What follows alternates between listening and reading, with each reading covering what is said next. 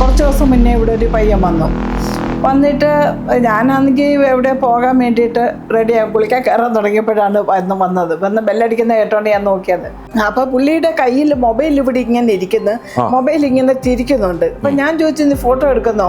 ഏയ് ഇല്ല എന്ന് പറഞ്ഞു. ഞാൻ പെട്ടെന്നകത്ത് കയറി കഥ നടന്നു. യൂട്യൂബർമാർ വന്ന് നമ്മുടെ ഇൻ്റർവ്യൂ എടുത്ത് പോയാൽ പിന്നെ ഒരു 10 പേര് നമ്മുടെ വായിൽ നിന്ന് എന്തെങ്കിലും ഒരു വാക്ക് വീണാൽ അതിനെ പിടിച്ചൊരു 10 പേര് പിന്നെ ഒരു കഥയുണ്ടാക്കി അവരുടെ ജീവിക്ക് അതങ്ങാക്കി മാറ്റും. നമ്മൾ പോലും അറിയത്തില്ല നമ്മുടെ ജീവിതം അങ്ങനെയൊക്കെ പോയിട്ടുണ്ടോ ഇല്ലയോ എന്നൊക്കെ. അന്നേരം ആ കേരള ഹോട്ടലിലെ ഒരമ്മയുണ്ട്. ആ അമ്മ വന്ന് എന്നോട് പറഞ്ഞ്, പ്രേംകുമാർ ബാത്റൂമിൽ ബോധം കെട്ട് വീണ്, കുളിമുറിയിൽ ബോധം കെട്ട് വീണ്. ഞാൻ പറഞ്ഞു, അതിന് എനിക്കെന്ത്, അത് ആശുപത്രി കൊണ്ടുപോയിരിക്കുന്നു. അത് അപ്പോഴേ ഞാൻ കല്യാണത്തിന് സമ്മതിക്കാത്തത് കൊണ്ട്, ഞാൻ ഇഷ്ടമാണെന്ന് പറയാത്തത് കൊണ്ട് ആഹാരം കഴിക്കാതെ കിടന്ന് ബോധമില്ലാതെ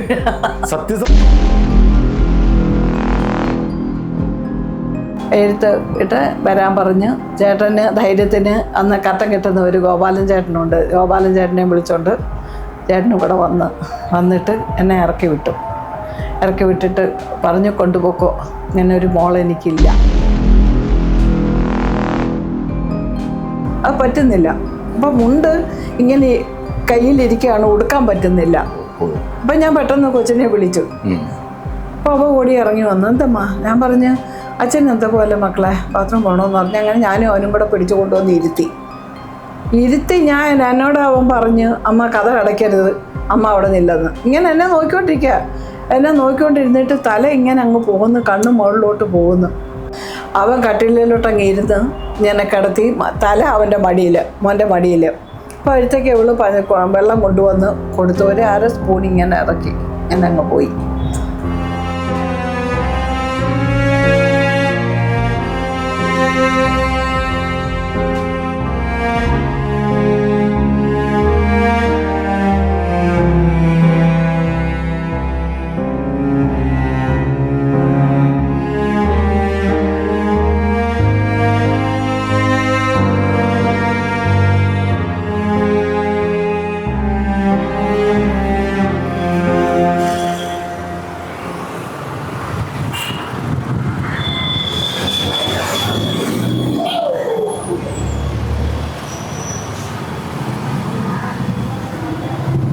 ഹലോ, എല്ലാവർക്കും നമസ്കാരം. ഞാനിപ്പോൾ ഉള്ളത് തിരുവനന്തപുരം ജില്ലയിലെ വലിയ വിള എന്ന സ്ഥലത്താണ്. എൻ്റെ പിന്നിൽ കാണുന്നത് ഈ വീടില്ലേ, ഈ വീട് ആരുടെ വീടാണെന്നറിയോ? ഒരു കൊച്ചു മനുഷ്യൻ്റെ വീടാണ്. ആള് ഒരു കൊച്ചാളാണെങ്കിലും ചിരിയുടെ ഒരു വലിയ ലോകം നമുക്ക് മുമ്പിൽ തീർത്തു തന്ന ഒരു അതുല്യ കലാകാരനാണ്. ആളെ പറയട്ടെ, കൊച്ചു പ്രേമൻ ചേട്ടൻ്റെ വീടാണ് ദേ ഈ കാണുന്നത്.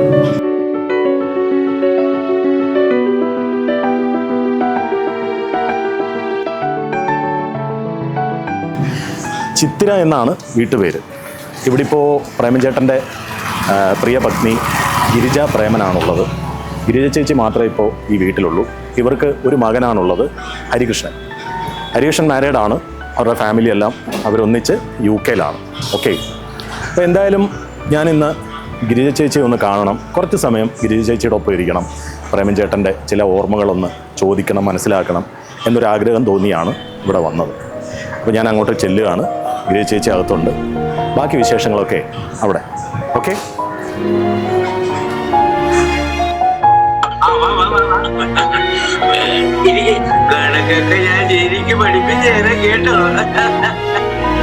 അപ്പോൾ പ്രിയപ്പെട്ടവരെ, ഞാൻ ഇതിൻ്റെ തുടക്കത്തിൽ പറഞ്ഞതുപോലെ കൊച്ചുപ്രേമൻ ചേട്ടൻ്റെ വീടിനകത്ത് ഞാൻ എത്തി. എൻ്റെ ഒപ്പം ഇരിക്കുന്ന ആളിനെ ഞാൻ പ്രത്യേകിച്ച് ഇൻട്രൊഡ്യൂസ് ചെയ്യേണ്ട കാര്യമില്ല, നിങ്ങൾക്ക് എല്ലാവർക്കും വളരെ സുപരിചിതയാണ്. എങ്കിലും ഒഫീഷ്യലി നമ്മൾ ഒരാളെ ഒരു ആമുഖത്തോടു കൂടി തന്നെ വേണമല്ലോ സ്വാഗതം ചെയ്യാൻ. ഇത് കൊച്ചുപ്രേമൻ ചേട്ടൻ്റെ പ്രിയ പത്നി ഗിരിജ പ്രേമൻ. ഗിരിജ ചേച്ചി നമസ്കാരം. ചേച്ചിയുടെ എത്രയോ സീരിയലുകൾ നമ്മളെല്ലാം കണ്ടിരിക്കുന്നു. പക്ഷേ എങ്കിലും ഇന്ന് ഒരു ഇൻ്റർവ്യൂവിന് വേണ്ടിയിട്ട്, ഇന്നല്ല സത്യം പറഞ്ഞാൽ ഞാൻ ഏകദേശം ഒരാഴ്ചയ്ക്ക് മുകളിലായിട്ട് ചേച്ചിയെ കോണ്ടാക്ട് ചെയ്യുന്നുണ്ട് അല്ലേ? ചേച്ചി പിടി തരാതെ ഇങ്ങനെ വഴുതി കളിക്കുകയായിരുന്നു. അതിനൊരു കാരണമുണ്ട്. ആ കാരണം ചേച്ചി തന്നെ പറയുന്നതായിരിക്കും നല്ലത്. കാരണം എന്ന് പറഞ്ഞാൽ യൂട്യൂബർമാർ വന്ന് നമ്മുടെ ഇൻ്റർവ്യൂ എടുത്ത് പോയാൽ പിന്നെ ഒരു 10 പേര് നമ്മുടെ വായിൽ നിന്ന് എന്തെങ്കിലും ഒരു വാക്ക് വീണാൽ അതിനെ പിടിച്ചൊരു 10 പേര് പിന്നെ ഒരു കഥയുണ്ടാക്കി അവരുടെ രീതിക്കതങ്ങാക്കി മാറ്റും. നമ്മൾ പോലും അറിയത്തില്ല നമ്മുടെ ജീവിതം അങ്ങനെയൊക്കെ പോയിട്ടുണ്ടോ ഇല്ലയോ എന്നൊക്കെ. അത് മാത്രമല്ല, കുറച്ച് ദിവസം മുന്നേ ഇവിടെ ഒരു പയ്യൻ വന്നിട്ട് ഞാനാണെങ്കിൽ എവിടെ പോകാൻ വേണ്ടിയിട്ട് റെഡിയാകും, കുളിക്കാൻ കയറാൻ തുടങ്ങിയപ്പോഴാണ് വന്ന് ബെല്ലടിക്കുന്ന കേട്ടോണ്ട് ഞാൻ നോക്കിയത്. അപ്പം ഞാൻ കൊല്ലത്തുനിന്ന് വരികയാണ്, പേരും പറഞ്ഞു. അത് ഞാൻ ചോദിച്ചു എന്താ കാര്യം. അത് കൊച്ചു പ്രേമൻ ചേട്ടനെ കുറിച്ചുള്ള ഓർമ്മകളൊന്ന് പറയണം. ഒന്നുമില്ല, എന്നെ നേരത്തെ ഒന്ന് വിളിക്കുക ഇങ്ങനെ വരുന്നെന്ന് പറയുന്നു, പെട്ടെന്ന് വന്നു. അപ്പം ഞാൻ പറഞ്ഞു ഇപ്പം എനിക്ക് സമയമില്ല. അല്ല അതൊരു 10 ഞാൻ പറഞ്ഞു എനിക്ക് സമയമില്ല, എനിക്ക് ഷൂട്ടുണ്ട്, ഇപ്പോൾ വണ്ടി വരും, ഞാൻ പെട്ടെന്ന് കുളിച്ച് എനിക്ക് പോകണം. പിറ്റേന്ന് ഇവിടെ ഭജനയുണ്ട്, സായി ഭജന ഞാൻ വയ്ക്കാറുണ്ട്. അപ്പോൾ ഭജന ഉള്ളതുകൊണ്ട് അന്ന് തന്നെ എല്ലാം തൂത്ത് തുടച്ച് വൃത്തിയാക്കി പ്രസാദം എല്ലാം ഉണ്ടാക്കി എല്ലാം വയ്ക്കാൻ ഇവിടെ ഞാൻ തന്നെയാണ്. അപ്പോൾ എല്ലാം കൂടെ എല്ലാം ചെയ്യാൻ എനിക്ക് പറ്റത്തില്ല. അതുകൊണ്ട് ഞാൻ തലേ ദിവസം എല്ലാം തൂത്ത് തുടച്ചിട്ട് കഴിഞ്ഞാൽ ആ സമയത്ത് ഒന്നുകൂടെ തുടച്ചാൽ മതിയല്ലോ എന്ന് എഴുതിയ ഷൂട്ട് കൊണ്ട് വണ്ടി വരും. അത് അല്ല ഓർമ്മകളെ പറ്റി ഒന്ന് പറഞ്ഞാൽ മതി എന്ന് പറഞ്ഞ് ഞാൻ പറഞ്ഞ അല്ല മറന്നുപോയി എന്ന് പറഞ്ഞു. ഓർമ്മകൾ മറന്നുപോയി. ഞാൻ പറഞ്ഞ അല്ല മറന്നുപോയി എന്ന് പറഞ്ഞ് ഞാൻ പറഞ്ഞ എനിക്ക് സമയമില്ല. അപ്പോഴും വണ്ടി വരുന്നു എന്ന് വണ്ടി അയച്ചിട്ടുണ്ടെന്ന് അവർ വിളിച്ചു കഴിഞ്ഞു. ഞാൻ പെട്ടെന്ന് കുളിച്ച് റെഡി ആവണം. അത് കഴിഞ്ഞ് ഞാൻ പോയി കുളിച്ചു, കഥ അടച്ചിട്ട് ഞാൻ പോയി കുളിച്ചു. കാരണം വന്നത് യൂട്യൂബറാണോ ആരാണെന്ന് എനിക്കറിയില്ലല്ലോ.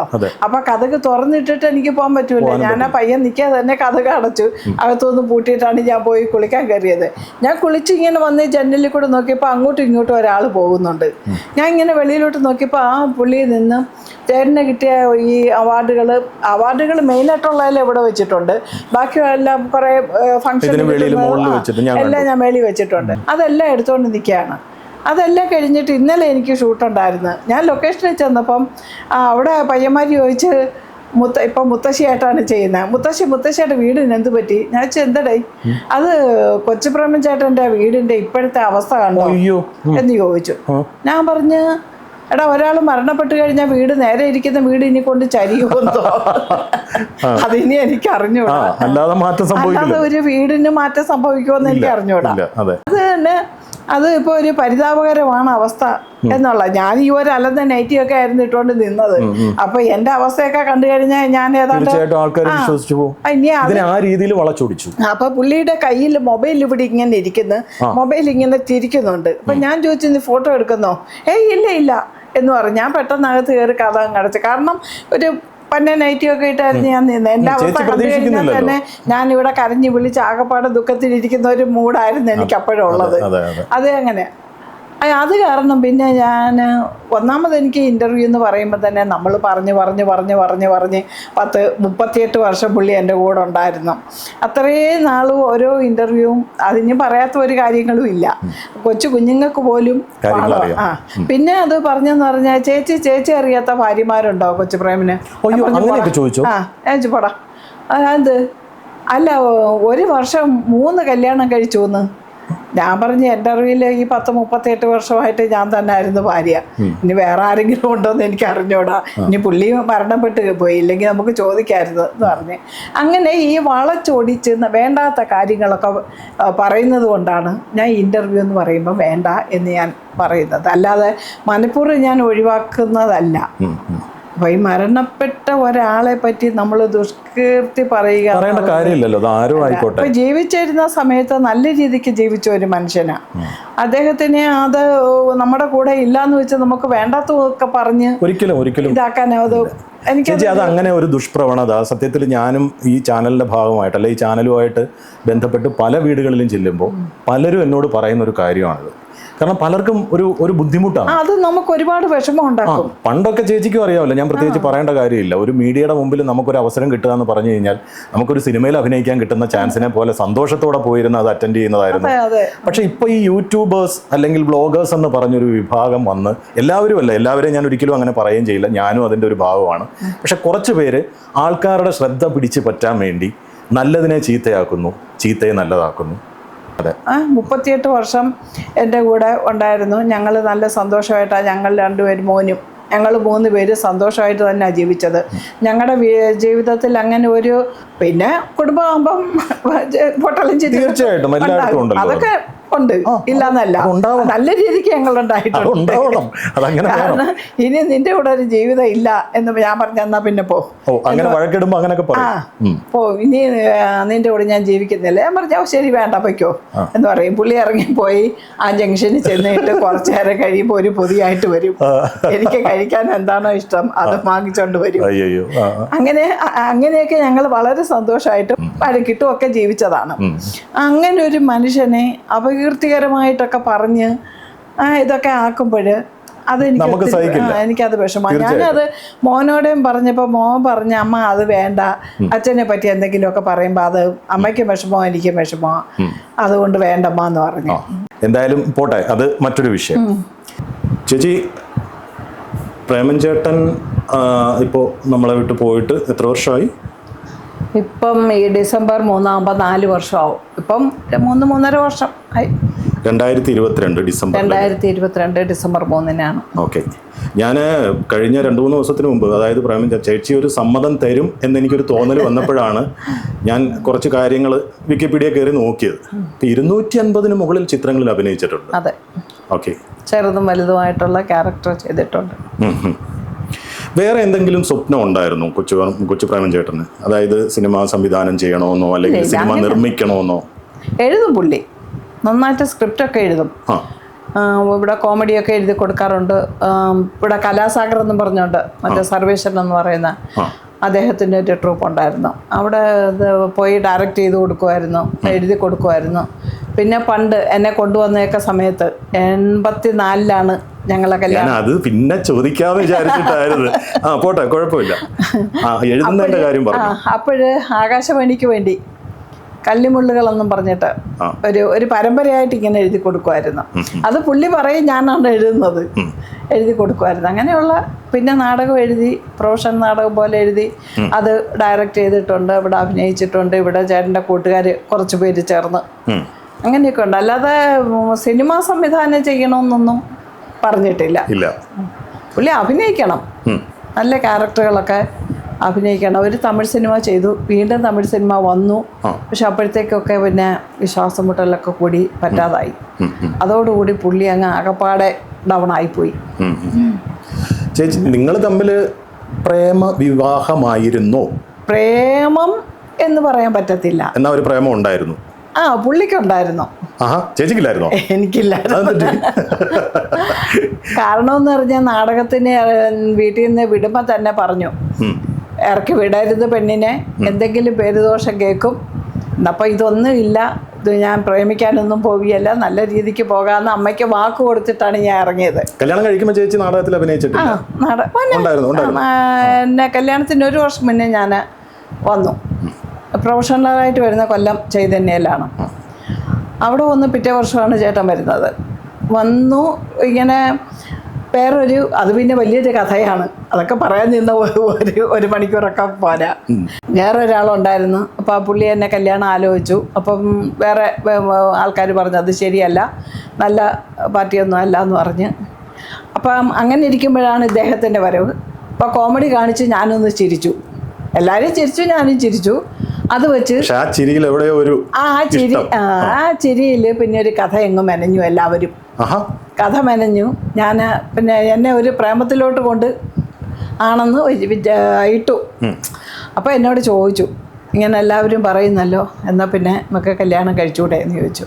ഞാൻ പറഞ്ഞതൊന്നും നടക്കത്തില്ല, ഞാൻ അഭിനയിക്കാൻ വന്നു, അല്ലാതെ കല്യാണത്തെ പറ്റിയൊന്നും ഞാൻ ചിന്തിക്കുന്നില്ല, അത് മാത്രമല്ല എനിക്കിഷ്ടമില്ല എന്ന് പറഞ്ഞു. മുഖത്ത് നോക്കി പറഞ്ഞ്, അന്ന് ഈ പൊട്ടത്തരമല്ലേ, എന്തൊക്കെ പറയണം പറഞ്ഞുകൊണ്ടൊന്നും അറിയത്തില്ലല്ലോ. പിന്നെ എനിക്കതൊന്നും ഇഷ്ടമില്ല എന്ന് പറഞ്ഞു.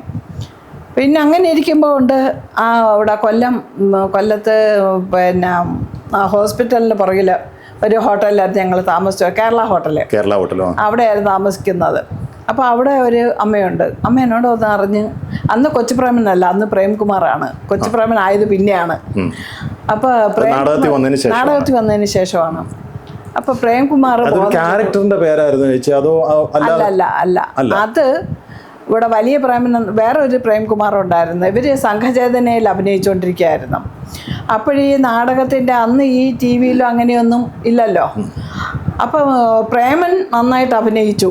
പക്ഷേ എന്ന് ഏത് പത്രത്തിലൊക്കെ ഈ പത്രത്തിലൊക്കെ വരുമല്ലോ അന്ന്. ഓ അതെ. അപ്പൊ ഏത് പ്രേമനാന്നറിയത്തില്ല. അപ്പൊ അങ്ങനെ അവര് മറ്റേ തടിയനാണ്, തടിയൻ പ്രേമൻ എന്നായിരുന്നു അദ്ദേഹത്തെ വിളിച്ചോണ്ടിരുന്നത്. ഇവിടെ അടുത്ത് തന്നെ. അപ്പൊ അങ്ങനെ അന്ന് തീരുമാനിച്ച് ഞാൻ വലിയ പ്രേമനും നീ കൊച്ചു പ്രേമനും. അങ്ങനെ അന്ന് സംഘചേതനയിൽ വെച്ചാണ് കൊച്ചു പ്രേമനായത്. പിന്നെ എല്ലാം ഇങ്ങനെ. അന്നേരം ആ കേരള ഹോട്ടലിലെ ഒരമ്മയുണ്ട്. ആ അമ്മ വന്ന് എന്നോട് പറഞ്ഞ് പ്രേംകുമാർ ബാത്റൂമിൽ ബോധം കെട്ട് വീണ്, കുളിമുറിയിൽ ബോധം കെട്ട് വീണ്. ഞാൻ പറഞ്ഞു അതിന് എനിക്കെന്ത്, അത് ആശുപത്രി കൊണ്ടുപോയിരിക്കുന്നു. അത് അപ്പോഴേ ഞാൻ കല്യാണത്തിന് സമ്മതിക്കാത്തത് കൊണ്ട്, ഞാൻ ഇഷ്ടമാണെന്ന് പറയാത്തത് കൊണ്ട് ആഹാരം കഴിക്കാതെ കിടന്ന് ബോധമില്ലാതെ സത്യസന്ധമായിട്ട് വീണതാണ്. സത്യസന്ധമായിട്ട് ബോധം കെട്ട് വീണതാണ്. ആഹാരം കഴിക്കുന്നില്ലായിരുന്നു. നീ സമ്മതം എന്ന് പറയുന്നത് വരെ ആഹാരം കഴിക്കത്തില്ല എന്ന് എന്നോട് പറഞ്ഞ്. ഞാൻ പറഞ്ഞു നിങ്ങൾക്ക് വേണമെങ്കിൽ കഴിക്കുക എന്ന് പറഞ്ഞ് ഞാനിഞ്ഞു പോകും. ഞാൻ ദിവസവും നാടകം കഴിഞ്ഞ് കൊല്ലത്ത് വരും, രാവിലെ വീട്ടിൽ പോകും, വൈകിട്ട് വീട്ടിൽ നിന്ന് വരും. അങ്ങനെയാണ്, അല്ല ഞാൻ അവിടെ നിൽക്കുന്നില്ല. അപ്പോൾ അടുപ്പിച്ച് നാടകം ഉണ്ടെങ്കിൽ 1-2 ദിവസം അവിടെ താമസിക്കും, അത്രയേ ഉള്ളൂ. പിന്നെ എല്ലാവരും കൂടെ പറഞ്ഞ് പ്രേരിപ്പിച്ച് പോയി. അങ്ങനെ ഇവിടെ അടുത്തൊരു അമ്പലത്തിൽ നാടകം ബുക്ക് ചെയ്തിട്ട് എന്നെ വീട്ടിൽ കൊണ്ടുവന്ന്. കാരണം എന്നെ വീട്ടിൽ അച്ഛനെ അമ്മയെ കാണിക്കാൻ വേണ്ടി ഇവിടെ ആഹാരമൊക്കെ അറേഞ്ച് ചെയ്തു നാടകം എല്ലാവർക്കും. അങ്ങനെ ഞാൻ വന്നപ്പോൾ തന്നെ അച്ഛൻ പറഞ്ഞു, എന്നെ കണ്ടപ്പോൾ തന്നെ ചേട്ടൻ്റെ അമ്മയോട് പറഞ്ഞ് ഈ കുട്ടി ഇവിടെ വരാനുള്ള കുട്ടിയാണ് എന്ന് പറഞ്ഞ്. എന്നിട്ട് എന്നോട് നാളും സ്ഥലവും ഇതെല്ലാം ഒക്കെ ചോദിച്ചു. അതല്ല, ഇതൊന്നും ഞാൻ ഇങ്ങനെയാണ്, ഞാൻ എന്നെ കാണിക്കാൻ കൊണ്ടുവന്നതാണ്, ഇതൊന്നും ഞാൻ അറിയുന്നില്ല. അപ്പോൾ എനിക്ക് ഈ ഒപ്പിട്ടൊക്കെ കഴിഞ്ഞപ്പം ഇങ്ങനെ എൻ്റെ മനസ്സിനകത്ത് എന്തോ വലിയ തെറ്റാണ് ഞാൻ ചെയ്തത്. ഞാൻ പറഞ്ഞു എനിക്ക് വീട്ടിൽ പോകണം. അപ്പം ഇവരിവിടെ രാജധാനി ഈസ്റ്റ് റോഡിലെ രാജധാനിയിൽ റൂമൊക്കെ എടുത്ത് അന്ന് അവിടെ താമസിക്കാനൊക്കെ ഉള്ള ഞാൻ പറഞ്ഞ് ഞാൻ നിൽക്കത്തില്ല, ഞാൻ വീട്ടിൽ പോവുകയാണെന്ന് പറഞ്ഞ് എനിക്ക് ആകെ മനസ്സിനകത്ത് ഭയങ്കര ഭാരമൊക്കെ ആയിട്ട് വീട്ടിൽ പോയി. ഞാൻ പോയിക്കോളാൻ പറഞ്ഞ് അവിടുന്ന് തമ്പാനി കൊണ്ടുവന്ന് വിട്ടു, ബസ് കയറ്റി വിട്ടു. ഞാനങ്ങ് പോയി. ഞാൻ അവിടെ ചെന്നപ്പോൾ അമ്മ എന്നോട് ചോദിച്ചപ്പോൾ നാടകം ഉണ്ടെന്ന് പറഞ്ഞാൽ വീട്ടിൽ നിന്ന് ഇറങ്ങിയിരിക്കുന്നത്. ചെന്തടി? ഞാൻ പറഞ്ഞ അവിടെ മഴ എന്തോ ആണ്, കറണ്ട് ഇല്ല, എന്തോ നാടകം മാറ്റി വെച്ചോ. ഇങ്ങനെ പറയുന്നത് മനസ്സ് വിമ്മിയാണ് പറയുന്നത്. എന്നിട്ട് കയറി കിടന്ന്, എന്ത് നിനക്ക് വയ്യേ മക്കളെ? ഞാൻ പറഞ്ഞാൽ ഇല്ലമ്മ കുഴപ്പമില്ല, മൂടി പതച്ച് കയറി കിടന്ന്. പിറ്റേ ദിവസം പനിയായി. അത് കഴിഞ്ഞ് ഒരാഴ്ച കഴിഞ്ഞായിരുന്നു നാടകം. പുള്ളിക്ക് എന്നെ കാണുന്നില്ലല്ലോ, ഒപ്പിട്ട് കൊടുത്തതല്ല ഉള്ളൂ. വീട്ടിൽ വരാനും ഒക്കത്തില്ല, വീട് എവിടെയാണെന്നും അറിയാം, പുനലൂരാന്നറിയാം, എവിടെയാണെന്നൊന്നും അറിയത്തില്ലല്ലോ. അങ്ങനെ വന്ന് ഒരാഴ്ച കഴിഞ്ഞപ്പം എന്നോട് പറഞ്ഞു നീ എൻ്റെ കൂടെ വരണം. ഞാൻ പറഞ്ഞു എനിക്ക് നിങ്ങളുടെ കൂടെ വരാനോ താമസിക്കാനോ ഒന്നും പറ്റത്തില്ല എന്ന്. അങ്ങനെയൊക്കെ ഇത് 3-4 മാസം കഴിഞ്ഞപ്പോൾ എനിക്ക് വേറെ കല്യാണം വന്ന്. അപ്പോൾ എൻ്റെ ഒരു ചേച്ചിയുണ്ട്, ചേച്ചിയോട് ഞാൻ ഈ കാര്യങ്ങളൊക്കെ പറഞ്ഞു. അപ്പോഴും പറഞ്ഞ് പെണ്ണെ നീ എന്തോ നീ കാണിച്ചു വെച്ചേക്കുന്നതിൽ നിൻ്റെ കല്യാണം കഴിഞ്ഞാണ്. ഞാൻ പറഞ്ഞു പിന്നെ ഒരു ഒപ്പിട്ട് കൊടുത്തല്ല ഉള്ളു, കല്യാണം ഒന്നും കഴിഞ്ഞില്ല. ഞാൻ അപ്പോഴത്തെ നമ്മുടെ സങ്കല്പം എന്താണ്, പന്തലിരിക്കണം, മാല ഇടണം, അതൊക്കെ അല്ലേ കല്യാണം. അല്ലെങ്കിൽ ഒപ്പിട്ടൊന്നും പറഞ്ഞുകൊണ്ട് കല്യാണം ആവുന്നില്ലല്ലോ എന്നൊക്കെ പറഞ്ഞ് പിന്നെ വീട്ടിൽ അമ്മയൊക്കെ അറിഞ്ഞ് എന്നെ ആ ചേച്ചിയുടെ വീട്ടിൽ നിർത്തി, അമ്മയുടെ അടുത്തോട്ട് വിട്ടില്ല. അപ്പോൾ അമ്മ ഒരു വെട്ടുകത്തിയായിട്ടിരിക്കുകയായിരുന്നു, എന്നെ കണ്ടാൽ വെട്ടിക്കൊല്ലുമെന്ന് പറഞ്ഞ്. പിന്നെ ചേട്ടനെ വരുത്തി ഇവിടെ എഴുത്തിട്ട്, അന്ന് എഴുത്താണല്ലോ, ഫോണൊന്നും അധികം ഇല്ല. എഴുത്ത് ഇട്ട് വരാൻ പറഞ്ഞ് ചേട്ടന് ധൈര്യത്തിന് അന്ന് കട്ടൻ കിട്ടുന്ന ഒരു ഗോപാലൻ ചേട്ടനുണ്ട്. ഗോപാലൻ ചേട്ടനെ വിളിച്ചോണ്ട് ചേട്ടനും കൂടെ വന്നിട്ട് എന്നെ ഇറക്കി വിട്ടിട്ട് പറഞ്ഞ് കൊണ്ടുപോക്കോ, ഇങ്ങനെ ഒരു മോൾ എനിക്കില്ല. എൻ്റെ അമ്മ പറഞ്ഞ്, അച്ഛനില്ല, അച്ഛൻ എൻ്റെ ചെറുതല്ലേ മരിച്ചത്. അപ്പോൾ അത്ര ബുദ്ധിമുട്ടിയാണ് അമ്മ വളർത്തിയത്. ബുദ്ധിമുട്ടെന്ന് പറഞ്ഞാൽ കുറച്ച് കൃഷികളും കാര്യങ്ങളും ഒക്കെ ഉണ്ട്. അങ്ങനെ നമുക്ക് ആഹാരത്തിനും അല്ല ബുദ്ധിമുട്ടൊന്നുമില്ല, എന്ന് വെച്ചാൽ വലിയ പണമൊന്നുമില്ല, എന്നാലും ജീവിച്ചു പോവാം. അങ്ങനെ വന്നതാണ്. വന്ന് മൂത്ത ചേട്ടൻ്റെ വീട്ടിലോട്ട് പോയി. അപ്പം അച്ഛൻ സമയമൊക്കെ നോക്കിയിട്ട് പറഞ്ഞ് താലി കെട്ടരുത്, കാരണം ഒരു തരത്തിലുള്ള ഒരു പൊരുത്തവും ഇല്ല, അതുകൊണ്ട് താലി കെട്ടരുത്. അത് മാത്രമല്ല നിങ്ങൾ ഒരുമിച്ച് ജീവിക്കരുത്, ഒരു 6 മാസം മാറി നിൽക്കണമെന്ന്. അപ്പോൾ എൻ്റെ വീട്ടിലെ കല്യാണമൊക്കെ ആയ പിന്നെ എനിക്ക് വീട്ടിൽ നിൽക്കാൻ പറ്റത്തില്ലല്ലോ. അങ്ങനെ ചേട്ടൻ്റെ വീട്ടിലോട്ട് മാവേലിക്കരയോട്ട് പോയി.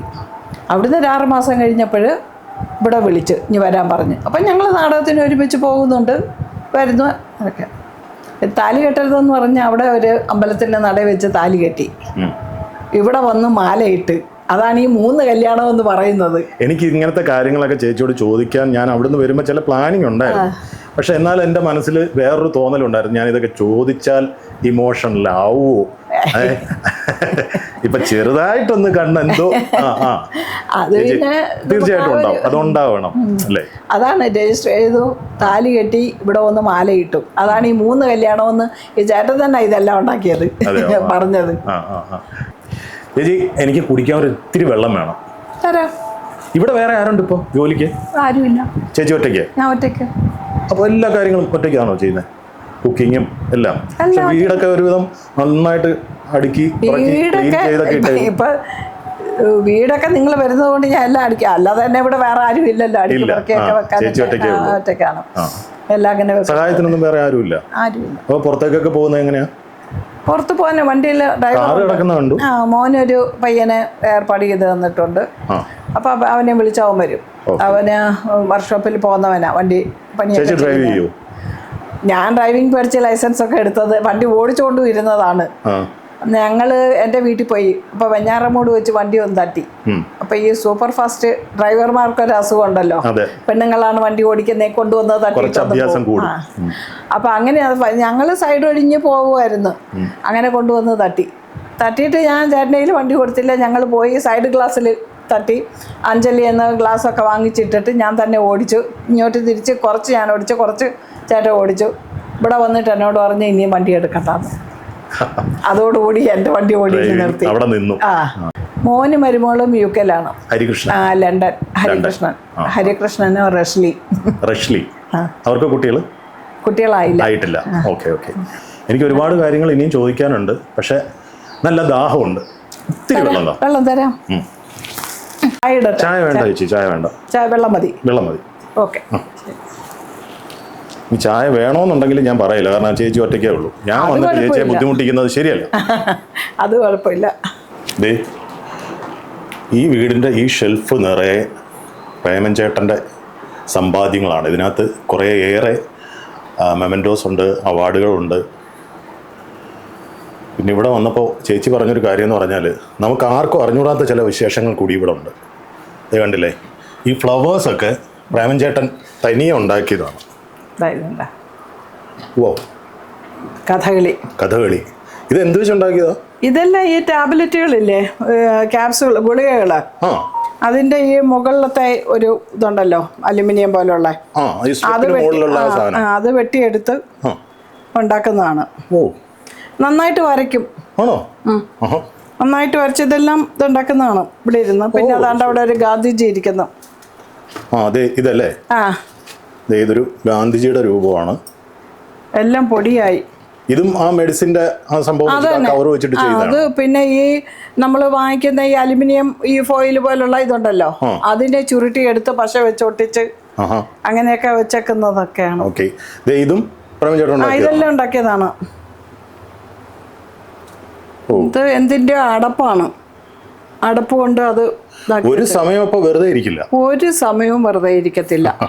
അതെല്ലാം അങ്ങനെ തന്നെ ഇവിടെ സൂക്ഷിച്ചിട്ടുണ്ട്. പ്രേമൻ ചേട്ടൻ വെച്ചതുപോലെ അതിന്റെ സ്ഥാനം പോലും മാറിയിട്ടുണ്ടാവില്ല. ഒന്നും ഞാൻ മാറ്റി, കാരണം ഒരെണ്ണത്തിൽ തൊട്ട് കഴിഞ്ഞാൽ അന്ന് വഴക്കാണ്. ഇത് രൂപാന്തരങ്ങളെന്നും പറഞ്ഞൊരു സിനിമ, ഇന്ത്യൻ പനോരമ. ഇത് പനോരമയുടെ അതിന് പോയിരുന്നു. മുകളിലൊക്കെ ഇരിപ്പുണ്ട്, ഒരുപാട് അവാർഡുകൾ ഇരിപ്പുണ്ട്.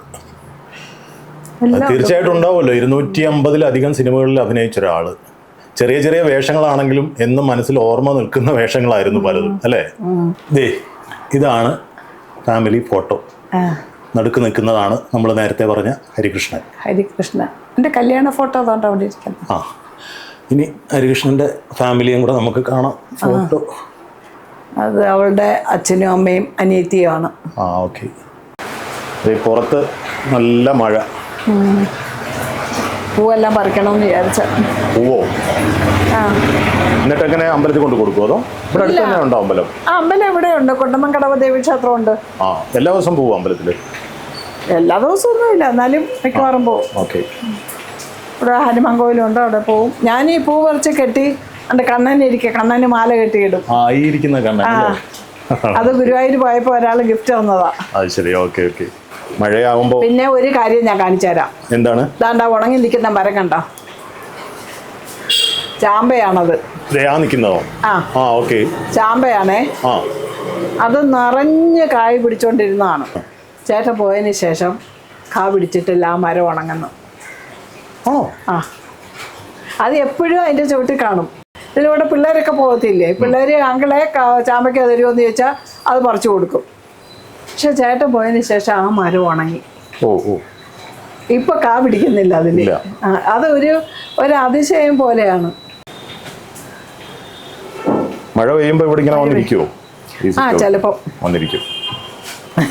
ചേച്ചിക്ക് അഭിനയം അല്ലാതെ വേറെ ഇങ്ങനെ ഈ പറഞ്ഞ പോലെ എന്തെങ്കിലുമൊക്കെ ഉണ്ടാക്കുന്നതോ ഒന്നുമില്ല? എഴുത്തോ വായനയോ ഒന്നുമില്ല. ചേട്ടൻ പറഞ്ഞു തരുന്നതിനൊക്കെ എഴുതി കൊടുക്കും. ഓ ശരി. ദേ ഈ ഇരിക്കുന്ന ഫ്ലവറേഴ്സ് വരെ പ്രേമൻ ചേട്ടൻ ഉണ്ടാക്കിയതാണ്. ചേച്ചി, പ്രേമൻ ചേട്ടൻ്റെ ഈ അവസാന ആ കാലഘട്ടമൊക്കെ എങ്ങനെയായിരുന്നു? അസുഖം എന്നൊക്കെ പറഞ്ഞാൽ എന്തായിരുന്നു സംഭവം? എന്ന് വെച്ചാൽ ലങ്സ് ചുരുങ്ങുന്ന ഒരു ഇതുണ്ടായിരുന്നു. പിന്നെ ലിവർ സിറോസിസ് ഉണ്ടായിരുന്നു. അത് മദ്യത്തിൻ്റേത് കൊണ്ടാണോ എന്ന് ചോദിച്ചാൽ പുള്ളി 2008 അമേരിക്കയിൽ പ്രോഗ്രാമിന് പോയപ്പം അവിടെ വെച്ച് കുറച്ച് പ്രശ്നങ്ങളൊക്കെ ആയി. ICUയിലൊക്കെ ആയി അവിടെ അമേരിക്കയില. അന്ന് സംഭവിച്ചതെന്ന് വെച്ചാൽ ഞാൻ സായി ഭക്തയാണ്, സായിബാബ ഭക്തയാണ്. പുള്ളി എവിടെ പോയിരുന്നാലും പുള്ളിയുടെ മൊബൈൽ കിട്ടിയില്ലെങ്കിൽ ആരുടെയെങ്കിലും മൊബൈൽ വാങ്ങിച്ചെങ്കിലും എന്നെ വിളിച്ച് അന്ന് അവിടുത്തെ കാര്യങ്ങൾ മുഴുവൻ പറയും, അന്ന് സംഭവിക്കുന്ന കാര്യങ്ങളെല്ലാം പറയും. അത് പിന്നെ എന്നോട് വിളിച്ചിട്ട് ഒരു പാർട്ടി, ഒരു മലയാളി കുടുംബമാണ്, ഡിന്നറിന് വിളിച്ചിട്ടുണ്ട്. അപ്പം ഞാൻ പറഞ്ഞ് പോകുന്നതൊക്കെ കൊള്ളാം, സൂക്ഷിക്കണേ എന്ന് പറഞ്ഞു. എന്നിട്ട് പിന്നെ 2 ദിവസം വിളിച്ചില്ല. എനിക്ക് ഭയങ്കര വെപ്രാളമായി. എന്നാൽ എന്ത് ചെയ്യണം, ആരോട് ചോദിക്കണം ഒന്നും അറിയത്തില്ല. ഞാൻ വിളക്ക് എത്തിച്ചു വെച്ച് ഗായത്രി ജപിച്ചു, സായി ഗായത്രി ജപിച്ചു, സ്വാമിയോടെ പ്രാർത്ഥിച്ചു, സ്വാമി ഒന്ന് പോയി നോക്കണേ, എന്തുവാണെന്നൊന്ന് നോക്കണേ, എന്താ സംഭവിച്ചതെന്ന് നോക്കണേ. എനിക്ക് അപ്പോൾ സംസാരിക്കാൻ പോലും പറ്റുന്നില്ല. മോനൊന്ന് കോളേജിൽ പഠിക്കുകയാണ്, എൻജിനീയറിംഗ് പഠിക്കുകയാണ്. കോളേജിലല്ല, മോന് +2 ആയിരുന്നു, +2 പഠിക്കുകയാണ്.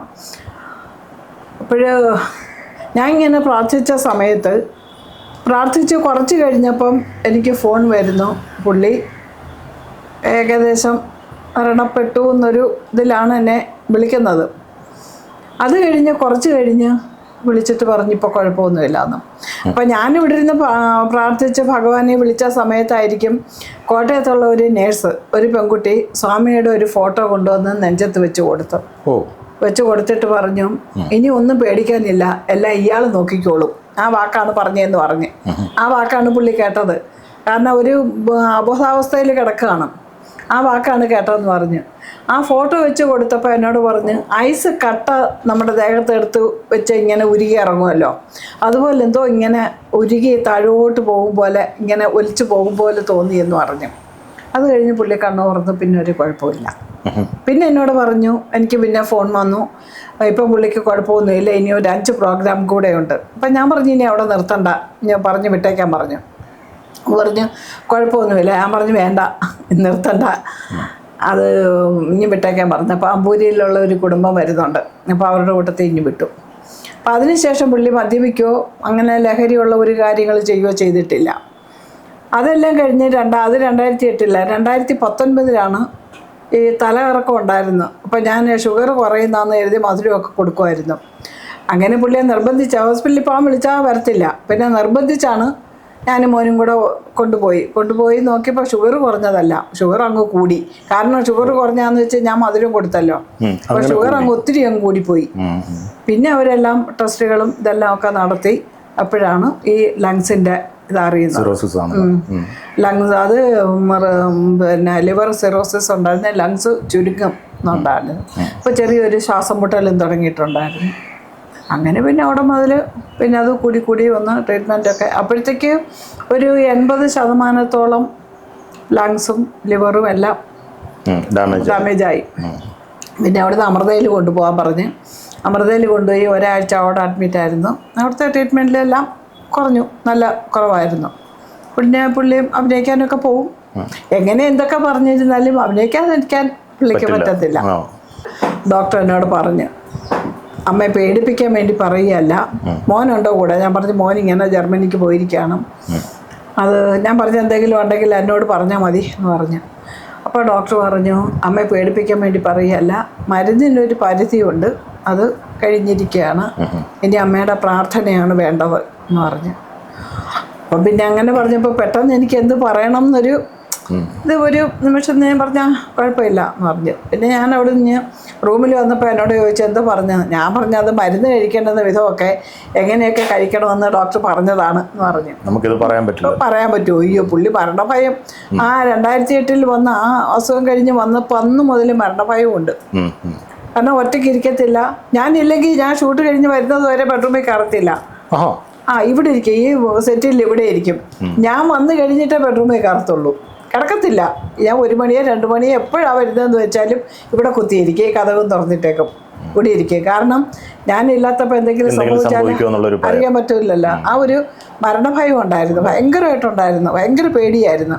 അപ്പോൾ അത് കഴിഞ്ഞ് ഒരു 10-15 ദിവസം കഴിഞ്ഞ് അപ്പോൾ തലേ ദിവസം ഞങ്ങളപ്പോൾ കാലിലൊക്കെ നീര്, ആ നീര് പെട്ടെന്ന് മേപ്പോട്ട് കയറി മുഖം വരെ എത്തി. അപ്പോൾ മോൻ പറഞ്ഞു അമ്മ നമുക്ക് പെട്ടെന്ന് ആശുപത്രി കൊണ്ടുപോകാമെന്ന് പറഞ്ഞ് അങ്ങനെ കൊണ്ടുപോയി എല്ലാം ടെസ്റ്റ് ചെയ്തു. അപ്പോൾ ഈ പമ്പിങ് സ്ലോ ആയി. അപ്പോൾ ഡോക്ടർ പറഞ്ഞു ഇനി ദൂരോട്ടൊന്നും സാറിനെ വിടരുത്, അടുത്തെവിടെയെങ്കിലും പോകണം, അതെപ്പോഴും ആൾ കൂടെ വേണം എന്ന് പറഞ്ഞ്. ഇത് ചേട്ടൻ കേട്ടു. അപ്പോൾ ഇവിടെ വന്നിട്ട് എന്നോട് ചോദിച്ചു അപ്പോൾ എനിക്കിനി ജീവിതം ഇല്ലേ? ഞാൻ പറഞ്ഞു പിന്നെ ഡോക്ടർ അങ്ങനെ പറഞ്ഞെന്ന് പറഞ്ഞുകൊണ്ട് ജീവിതം ഇല്ലെന്നാന്ന് പറഞ്ഞത്, ദൂരോട്ട് പോവല്ലെന്നല്ലേ പറഞ്ഞുള്ളൂ പറഞ്ഞു. പക്ഷെ അത് പുള്ളിയുടെ മനസ്സിലിങ്ങനെ ഇനി എനിക്ക് അഭിനയിക്കാൻ പോകാൻ പറ്റത്തില്ലയോ, എനിക്കിനി ജീവിതം ഇല്ല, അങ്ങനെ തോന്നിയതാണോ എന്തോ എനിക്കറിയത്തില്ല. പിറ്റേ ദിവസം എന്നോട് പറഞ്ഞ് ഞാൻ ചോദിച്ചു കറി എന്താ വേണം, ആ മത്തി കിട്ടുമെങ്കിൽ വാങ്ങിച്ച് പൊരിക്കും എന്ന് പറഞ്ഞു. ഞാൻ പറഞ്ഞു അപ്പോഴും സൂക്ഷം പോലെ അന്ന് മത്തിയും കൊണ്ടുവന്നു. ഞാൻ വാങ്ങിച്ച് പുള്ളി പറഞ്ഞത് കൂട്ടൊക്കെ പൊരിച്ച് കറിയൊക്കെ വെച്ച്. അപ്പോൾ പിള്ളേരുണ്ടായിരുന്നു ഇവിടെ, മോനും മരുമോളും അനിമോളുടെ അനിയത്തി കൊച്ചും ഉണ്ടായിരുന്നു. ഞങ്ങൾ എല്ലാവരും കൂടെ ഒരുമിച്ചിരുന്ന് ആഹാരം കഴിച്ചു. ഞാൻ എപ്പോഴാണ് ദിവാൻ കോട്ടിലേക്ക് കയറി ഞാൻ ഇവിടെ ഇരുന്ന് ആഹാരം കഴിച്ചു, അവർ 4 പേരും ഇവിടെ ഇരുന്ന് കഴിച്ചു. അപ്പോൾ കൊച്ചു പറഞ്ഞോട് പറഞ്ഞു അമ്മയ്ക്ക് ഇവിടെ ഇരുന്ന് കഴിച്ചുകൂടെ? അപ്പോൾ എന്തോ എന്നെ അവൾ അങ്ങനെ ചെയ്യുള്ളൂ എന്ന് പറഞ്ഞോണ്ട് പറഞ്ഞ് നിറയെ കഴിച്ചു. നിറയെ ആഹാരം കഴിച്ചപ്പോഴിങ്ങനെ വീഴുന്നുണ്ടായിരുന്നു, ആഹാരം വായിൽ നിന്ന് ഇങ്ങനെ വീഴുന്നുണ്ട്. അപ്പം ഞാൻ ചോദിച്ചത് എന്തോ നീ കൊച്ചു പിള്ളേരെ പോലെ കാണിക്കുന്നതെന്ന് ചോദിച്ചു. അപ്പം ഇങ്ങനെ സംഭവിക്കാൻ പോകണമെന്നൊക്കെ നമുക്ക് അറിയത്തില്ലല്ലോ. അപ്പോൾ എന്നോട് പറഞ്ഞു നിനക്ക് വേറെ പണിയൊന്നും ഇല്ലല്ലോ, തൂത്ത് വാരി എന്ന് പറഞ്ഞു. എന്ന് പറഞ്ഞ് കൈ കഴുകാൻ പോയപ്പം വെള്ളം ഇങ്ങനെ വായിലോട്ട് കൈ ഇങ്ങനെ പോകുന്നില്ല. ഞാൻ അന്നേരം അപ്പം എന്നെ ഇങ്ങനെ നോക്കി. അപ്പോൾ എനിക്ക് പെട്ടെന്ന് ഡോക്ടർ പറഞ്ഞതും ഇതെല്ലാം കൂടി ഇങ്ങനെ മനസ്സിനകത്തൊരു എന്തായിരുന്നു ഞാകെ എനിക്കങ്ങ് മരവിച്ചു പോയി. പിന്നെ ഞാനത് എന്തോ ഒരു ഇതെൻ്റെ മനസ്സിനകത്തൂടെ ഇങ്ങനെ അങ്ങ് പോയി. അപ്പം പിന്നെ ഞാൻ കാണിക്കാതെ ഞാൻ ചെന്ന് എൻ്റെ കയ്യിൽ വെള്ളം എടുത്ത് വായിലൊഴിച്ചു കൊടുത്ത്. അപ്പോൾ തുപ്പിയിട്ടൊന്നും പോകുന്നില്ല, വെളിയിലോട്ട് വരുന്നില്ല. അപ്പോൾ ഞാൻ ഇങ്ങനെ കേട്ടിട്ടുണ്ട് മരണം അടുക്കുമ്പോഴും തുപ്പിയാലൊന്നും പുറത്തേക്ക് വരത്തില്ല എന്നൊക്കെ ഉള്ളത്. ഇപ്പോൾ എൻ്റെ മനസ്സിനകത്ത് ഇങ്ങനെ നെഞ്ചു കിടന്ന് പടപടാ ഇടിക്കാൻ തുടങ്ങി. അപ്പം ഞാനതൊന്നും മോനോടെ ഒന്നും പറഞ്ഞില്ല. മോനും ഇതെല്ലാം കാണുന്നുണ്ട്, എല്ലാം ശ്രദ്ധിക്കുന്നുണ്ട്. അവനും കഴിയാറായിരുന്നു. പിന്നെ അവനങ്ങ് നിർത്തി. അവനോട് പറഞ്ഞ ഡബിങ്ങിനാണ് ഡ്രസ്സൊക്കെ എടുത്ത് വയ്ക്കുന്നത്, എല്ലാം എടുത്ത് കൈ കൊടുത്താലേ പുള്ളി ഇടത്തുള്ളൂ, ഇല്ലെങ്കിൽ എൻ്റെ കൈ കിട്ടുന്നതിനെയൊക്കെ പറക്കിയിട്ടുണ്ട് കളയും. പറഞ്ഞാൽ പറയും നിനക്ക് നേരമില്ലല്ലോ എൻ്റെ കാര്യം നോക്കാൻ, ഞാൻ ഇങ്ങനെ പൊക്കോളാന്ന് പറയും. അങ്ങനെ ഞാൻ പറഞ്ഞ് 3 മണിക്കല്ലേ വണ്ടി വരുള്ളൂ. അപ്പോൾ കുറച്ച് നേരം അപ്പോൾ ഓക്സിജൻ വെക്കുമായിരുന്നു രാത്രി ഉറക്കത്തിൽ. ശ്വാസം ഇതാകുന്നെങ്കിലും എന്ന് എഴുതി 1 മാസം കൊണ്ട് ഓക്സിജൻ ഉറക്കത്തിൽ മാത്രം വെക്കുമായിരുന്നു. അപ്പോൾ ഞാൻ പറഞ്ഞൊരു കാര്യം ചെയ്യ്, ഓക്സിജൻ ഇത് വെച്ചിട്ട് ഒരു 10 മിനിറ്റ് ചേട്ടൻ കിടക്കണം. അപ്പം ശബ്ദം ഇതാകുന്നുണ്ട്, ഒരുമാതിരി വരുന്നുണ്ട്, അപ്പം അങ്ങനെ കിടക്കണം. അത് നീ എന്നെ രോഗിയാക്കുകയാണോ? ഞാൻ പറഞ്ഞു ഞാൻ ഒന്നും പറഞ്ഞില്ല, അവിടെ ഇരിക്കേ പറഞ്ഞു. ഞാൻ പാത്രം കഴുകാനായിട്ട്. അപ്പോൾ മോൾ എന്നോട് പറഞ്ഞ അമ്മ പാത്രങ്ങൾ ഒരുപാടുണ്ട്, അതവിടെ കിടക്കട്ട്. അപ്പോൾ അവൾ ഇവിടെ ഓൺലൈനായിട്ട് ജോലി ചെയ്തുകൊണ്ടിരിക്കുകയായിരുന്നു. എനിക്കപ്പോൾ ഒരു പേഷ്യൻ്റ് ഉണ്ട്, നോക്കണം, അത് കഴിഞ്ഞിട്ട് ഞാൻ വന്ന് ചെയ്തോളാം എന്ന് പറഞ്ഞു. ഞാൻ പറഞ്ഞാൽ ശരി മക്കളെ എന്ന് പറഞ്ഞിട്ട് ഞാൻ തന്നെ പാത്രം കഴുകാനായിട്ട് ഒരു പാത്രം എടുത്ത് കഴുകാൻ തുടങ്ങിയപ്പോൾ എന്നെ വിളിച്ച് എന്ത് അതെനിക്ക് എന്തോ പോലെ തോന്നുന്നു. ഞാൻ പറഞ്ഞു എന്ത്? അപ്പോഴും എനിക്കിങ്ങനെ ഇതായിട്ടിരിക്കുകയാണ്, എനിക്ക് എന്ത് പറയണമെന്നും അറിയാൻ വയ്യ. പാത്രം കഴുകാൻ കയ്യിലെടുത്തെങ്കിലും എനിക്ക് പറ്റുന്നില്ല. അതുപോലെ ഇങ്ങനെ ഇതായി. ഞാൻ പിള്ളേരോടെയും പറഞ്ഞില്ല. ഇങ്ങനെ ഇരുന്നപ്പോൾ എന്നോട് പറഞ്ഞ് എനിക്ക് ബാത്റൂമിൽ പോകണമെന്ന് തോന്നുന്നു. ഞാൻ പറഞ്ഞു ഞാനിത് അത് പറ്റുന്നില്ല. അപ്പം മുണ്ട് ഇങ്ങനെ കയ്യിലിരിക്കുകയാണ്, ഉടുക്കാൻ പറ്റുന്നില്ല. അപ്പം ഞാൻ പെട്ടെന്ന് കൊച്ചിനെ വിളിച്ചു. അപ്പോൾ അവ ഓടി ഇറങ്ങി വന്നു. എന്തമ്മാ? ഞാൻ പറഞ്ഞ് അച്ഛൻ എന്താ പോലെ മക്കളെ ബാത്റൂം പോകണമെന്ന് പറഞ്ഞു. അങ്ങനെ ഞാനും അവനും കൂടെ പിടിച്ചു കൊണ്ടുവന്ന് ഇരുത്തി എന്നോട് അവൻ പറഞ്ഞ് അമ്മ കഥ അടയ്ക്കരുത്, അമ്മ അവിടെ നില്ലെന്ന്. ഇങ്ങനെ എന്നെ നോക്കിക്കൊണ്ടിരിക്കുക. എന്നെ നോക്കിക്കൊണ്ടിരുന്നിട്ട് തല ഇങ്ങനെ അങ്ങ് പോകുന്നു, കണ്ണ് മുകളിലോട്ട് പോകുന്നു. ഞാൻ ഇങ്ങനെ കണ്ടോണ്ടിരിക്കുകയാണ്. ഇങ്ങനെ വെച്ചാൽ എന്ത് അതിങ്ങനെ പിന്നെ ഒന്നും മിണ്ടുന്നില്ല. അപ്പം ഞാൻ പറഞ്ഞ മക്കളെ നോക്ക്, മല പോയിട്ടുണ്ടോ നോക്കാം. മലയൊക്കെ പോയിട്ടുണ്ട്. ഇതെപ്പോൾ സംഭവിച്ചാൽ എങ്ങനെ പോയി എന്നൊന്നും എനിക്ക് അറിയില്ല. നിമിഷങ്ങളേ ആയിട്ടുള്ളൂ. അങ്ങനെ പിന്നെ ഞങ്ങൾ കഴിച്ച് അപ്പോൾ ഞാനും അവനും കൂടെ പിടിച്ചിട്ട് എഴുതിക്കുന്നില്ല. അങ്ങനെ ഒരു കണക്കിനാണ് പിടിച്ച്. ഞാൻ അപ്പോഴത്തേക്ക് മോളെ വിളിച്ചു. മോള് ഇറങ്ങി വന്നപ്പോൾ ഞാൻ പറഞ്ഞു, മക്കളെ അച്ഛന് ഷുഗർ കുറഞ്ഞായിരിക്കും, പെട്ടെന്ന് ഇച്ചിരി പഞ്ചസാര കലക്കിക്കൊണ്ട് പോകാമെന്ന് പറഞ്ഞപ്പോൾ ഗ്ലൂക്കോസ് ഇരുന്ന് ആ സമയത്തിനൊന്നും നമ്മുടെ മനസ്സിനകത്ത് വരില്ലല്ലോ. അങ്ങനെ കൊണ്ടുവന്ന് അപ്പോഴത്തേക്ക് ഞാനും മോനും കൂടെ കഴുകി മുണ്ടൊക്കെ എടുത്തു. അപ്പോൾ അവൻ പറഞ്ഞമ്മ മുണ്ട് എടുത്ത് ഉടുപ്പിക്കാമെന്ന് പറഞ്ഞ് അങ്ങനെ മുണ്ടൊക്കെ എടുത്ത് ഉടുപ്പിച്ച് അവൻ കട്ടിലിലോട്ടങ്ങ് ഇരുന്ന് ഞാൻ കിടത്തി, തല അവൻ്റെ മടിയിൽ, മോൻ്റെ മടിയിൽ. അപ്പോൾ അപ്പോഴത്തേക്ക് ഇവള് വെള്ളം കൊണ്ടുവന്ന് കൊടുത്തു. ഒരു 1/2 സ്പൂൺ ഇങ്ങനെ ഇറക്കി ഞാൻ അങ്ങ് പോയി. അങ്ങനെ ഞാൻ പോയി എന്നുള്ളതല്ലാതെ ആ ഒരു ഭാഗ്യം. ലാസ്റ്റ് ജീവൻ പോകുന്നത് മകൻ്റെ മടിയിലാണ് തല. അന്ന് ഗുരുവായൂർ ഏകാദശി, മരിക്കുന്നതിൻ്റെ അന്ന്, ഗുരുവായൂർ ഏകാദശിയുടെ അന്നാണ്. കാരണം അതിന് 2 ദിവസം മുന്നേ ഞാൻ ഗുരുവായൂർ പോയിട്ട് വന്നതാ. അങ്ങനെ ഒരു നിമിഷം കൊണ്ട് ഭഗവാൻ, എന്നാൽ നമ്മൾ മനസ്സ് നൊന്ത് ഭഗവാനെ വിളിച്ചാൽ ഭഗവാൻ വിളി കേൾക്കും എന്നുള്ളതാണ്. ഒരു നിമിഷവും കഷ്ടപ്പെട്ടില്ല. ഒരു വേദനയോ അല്ലെങ്കിൽ ഒന്നും ഒരു തരത്തിലും ബുദ്ധിമുട്ടിയില്ല. പക്ഷെ പെട്ടെന്ന് അങ്ങനെ പോയപ്പോൾ നമുക്ക് അത്രയും നേരം സംസാരിച്ച് ചിരിച്ചൊക്കെ ഇരുന്ന ഒരാൾ പെട്ടെന്നങ്ങ് പോയപ്പോൾ പിള്ളേർക്കും അത് ഉൾക്കൊള്ളാൻ പറ്റിയില്ല.